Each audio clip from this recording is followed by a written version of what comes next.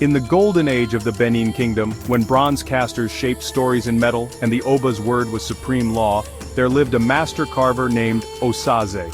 His skill with ivory was legendary, and the Oba himself commissioned him to create a mask for the upcoming ancestral ceremony. But Osaze harbored a dark secret. To gain his supernatural skill, he had made a pact with spirits from the Forbidden Grove, promising them royal blood in exchange for mastery over ivory. Each masterpiece he created required a human sacrifice. The mask he created for the Oba was his finest work, ivory whiter than moonlight, carved with symbols so ancient even the palace priests couldn't decipher them. But within its intricate patterns, he had hidden forbidden symbols that would open a gateway between the world of the living and the realm of vengeful spirits. During the ceremony, as the Oba raised the mask to his face, the bronze heads adorning the ancestral altar began to weep blood.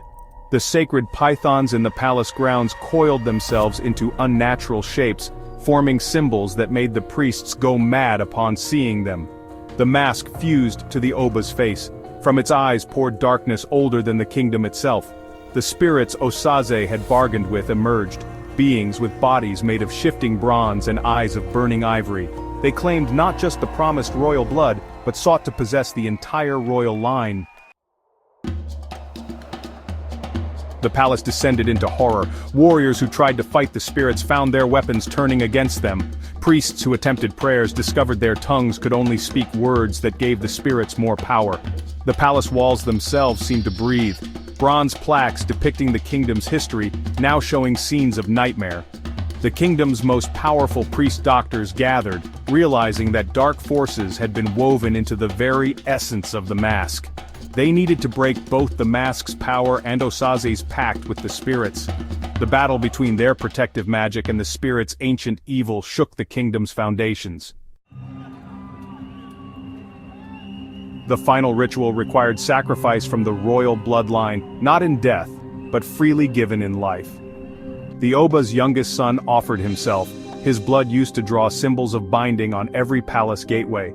The priest-doctors succeeded in trapping the spirits within the bronze plaques, where they remain to this day. Osaze's punishment was to be entombed alive within his workshop, surrounded by his creations. They say on quiet nights, you can still hear ivory being carved behind those sealed walls, and sometimes the bronze plaques in the palace seem to shift, showing glimpses of the horrors they contain. The ivory mask was destroyed, but fragments were said to have been taken by British soldiers centuries later. In museums where these pieces are displayed, night guards report hearing whispers in ancient Bini, and seeing reflections of things with bronze bodies and ivory eyes.